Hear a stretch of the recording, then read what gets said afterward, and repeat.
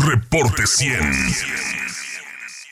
Justamente para platicar sobre este proceso que vivió este partido político en México durante el fin de semana, tengo en el teléfono a Sácil Carreras Ángeles. Sácil es integrante de la Comisión Nacional de Honestidad y Justicia de este partido político. Sácil, buenos días, ¿cómo estás? Hola, muy buenos días, Juan Carlos. Muchísimas gracias por la invitación. Es un gusto estar en este espacio contigo y tu auditorio. Para poner en contexto a la audiencia, ¿qué es lo que votaron los morenistas este fin de semana? Se eligieron a quienes integrarán los congresos distritales y a su vez los congresos estatales, a 5 mujeres y 5 hombres por Distrito Federal, que tienen 4 figuras, asumen 4 figuras de manera simultánea. Son coordinadores distritales, congresistas estatales, consejeros estatales y también congresistas nacionales, ¿no? Entonces, estos procesos se realizan para elegir 10 personas por distrito, y bueno, este fue el proceso que es decir, en Sonora, estás hablando. Sí, en Sonora son 7 distritos, quiere decir que son 70 consejeros. Es correcto. 35 hombres, 35 mujeres. Correcto. Sí, y estos 35 hombres y 35 mujeres, ¿qué papel desempeñan, por ejemplo, para elegir dirigente estatal? Estas personas van a integrar a nivel estatal lo que denominamos Congreso Estatal y sí, también Consejo Estatal. Estos organismos van a participar dentro de la elección del proceso electoral que va a constituir lo que después van a ser los comités ejecutivos estatales, y además tienen también incidencia en la valoración de perfiles que posteriormente pueden participar como candidatas o candidatos en las elecciones ordinarias en las que participa toda la ciudadanía. Sí, con respecto a la selección del candidato presidencial, estos consejeros, estas consejeras, ¿qué papel van a desempeñar? En realidad, esta es una decisión que se toma, digamos, como un criterio de evaluación ética. Sí. El Consejo no nombra al candidato presidencial, sin embargo, sí puede hacer llegar a el Comité Ejecutivo Nacional las observaciones, primero propuestas y segundo observaciones respecto a quienes consideran que poseen mejores cualidades para poder obtener esta candidatura. No lo nombran, no participan en el proceso directo de nombramiento, pero sí pueden hacer llegar estas observaciones que al final tienen que ser valoradas por el Comité Ejecutivo Nacional. Sí, ¿las reglas permitían afiliar en caliente? Es decir, durante este mismo proceso a personas para que pudieran votar para consejeros. Pues en realidad no era exactamente para que pudieran votar. La idea era que toda la ciudadanía, de forma voluntaria, que quisiera afiliarse a Morena, tuviera el derecho también de elegir de una vez a las personas que serían sus dirigentes. Sí. Es decir, en el sentido de que no por ser un nuevo militante podrías perder tu derecho, o solamente quienes tengan antigüedad podrían elegir a su dirigencia. Desafortunadamente en varios lugares pasó un poco lo que tú dices, ¿no? Se afilió ahora sí que en caliente o incluso de manera sistemática. Algunas candidatas y candidatos pues llevaban a las asambleas una cantidad de gente que ni siquiera estaba interesada en afiliarse al partido, pero se afilió para emitir el voto. O sea, acarreos. Correcto. Acarreos, compra de votos y varias de las peores manifestaciones de aquellos que se oponen a la democracia, ¿no? Sí, lo que se reflejó en redes sociales este fin de semana por propios militantes, simpatizantes de Morena, y que algunos medios de comunicación en el país reportaron. Por ejemplo, hoy el diario Reforma dice que Morena registró actos violentos, acarreos, voto inducido, por lo que morenistas de diferentes corrientes anticiparon que impugnarán el proceso interno ante la Comisión Nacional de Honestidad y Justicia del partido y ante el Tribunal Electoral. Esto a nivel nacional, y a nivel local también en Sonora se evidencia por parte de militantes de Morena que funcionarios públicos estatales y municipales practicaron esto de acarrear personas que ni siquiera sabían qué estaban haciendo en ese lugar y que fueron afiliadas. Se observaron listas con copias de credenciales del elector, y se observaba que personas llevaban ya un papelito con los dos nombres, un hombre y una mujer, por los cuales debían votar. ¿Esto es normal o es impugnable? ¿Es una práctica correcta? ¿Cómo lo calificas, Sacia? No, bueno, es por supuesto una práctica incorrecta, y además es una práctica a la que Morena se ha opuesto de manera sistemática como partido. De hecho, en el propio estatuto del partido, este tipo de actitudes se establecen como una sanción que puede causar la expulsión. Sí. Entonces, si a esto sumamos que los delitos electorales ahora están tipificados como delitos graves, tenemos en realidad que esta gente, que en muchos casos, hay que decirlo, fue engañada, porque es gente que tiene alguna necesidad económica o una pobreza que la orilla a aceptar este tipo de cosas, pues fueron realmente utilizadas, ¿no? Sí. Ahora, como bien mencionas, sabemos que, y se están recibiendo ya además en la Comisión Nacional, varias impugnaciones que tienen que ver no solamente con esto que tú mencionas, sino además también en algunos lugares con actos de violencia.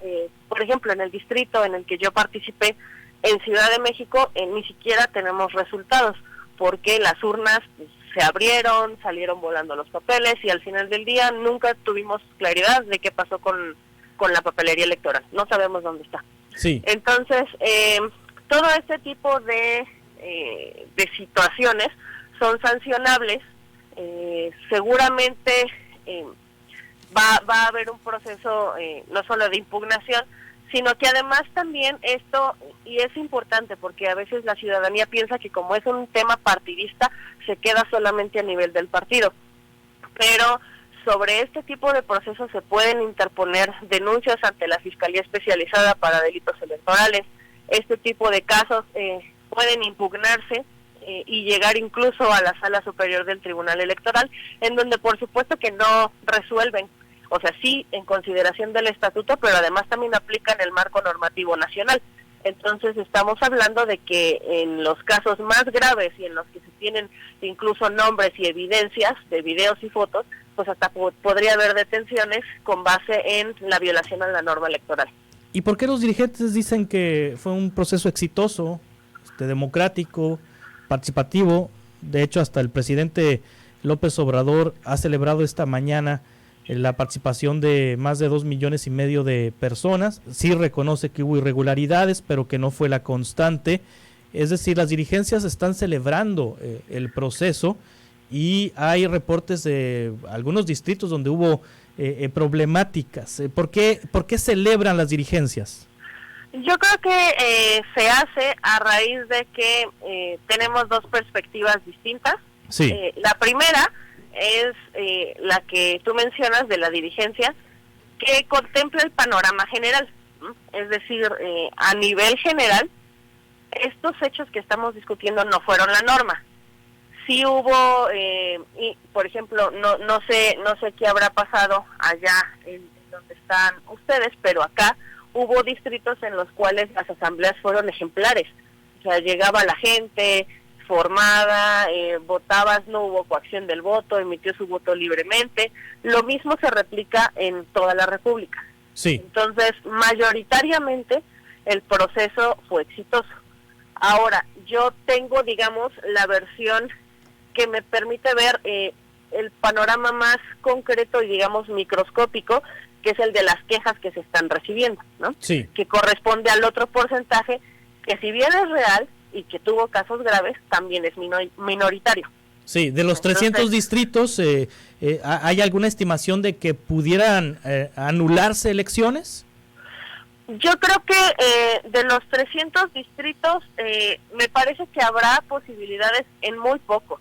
Sí. Porque también hay que decirlo, no toda o sea, no porque mandes un video, por ejemplo, se va a lograr una sanción, ¿no? Un video a lo mejor no me identifica a la gente, ¿no? O sea, no me da nombres, no me da o sea, me dice que pasó una irregularidad, pero claro, no me establece los elementos que me permiten sancionar.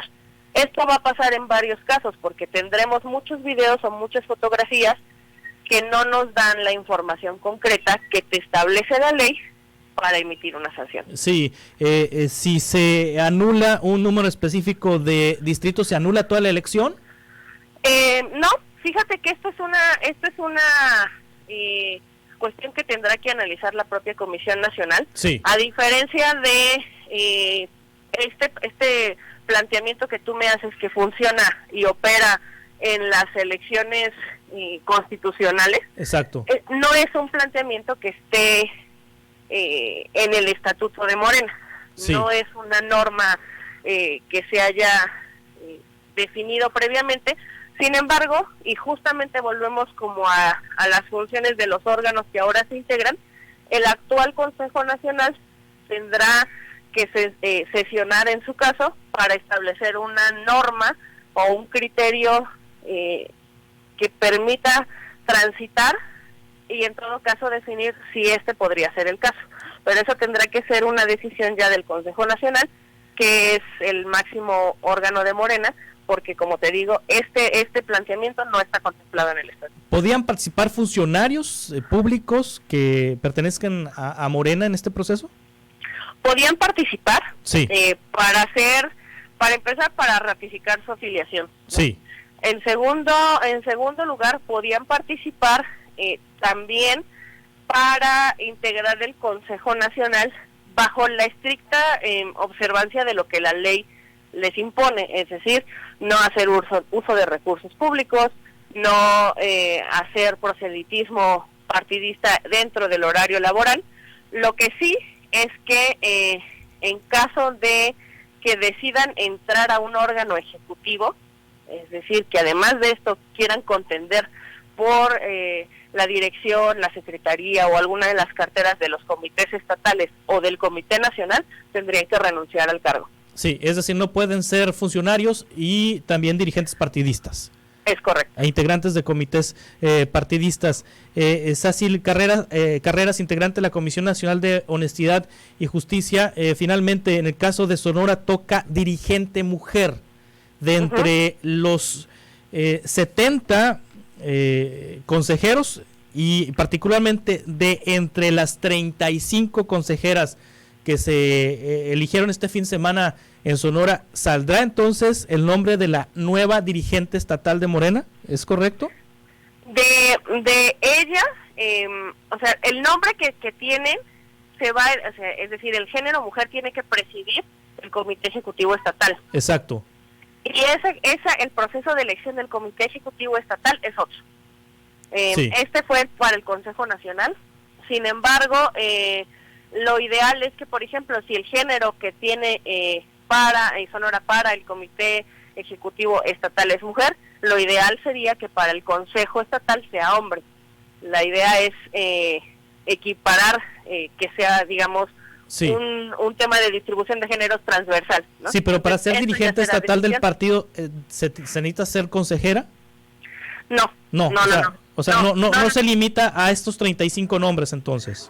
No, de hecho, todavía viene la etapa de los congresos estatales, en donde además se van a elegir a 10 consejeros por cada distrito, y se va a integrar después, el 6 y 7 de agosto en las asambleas estatales, se integran los consejos estatales, y de ahí viene el segundo paso, que es la integración del Comité Ejecutivo Estatal.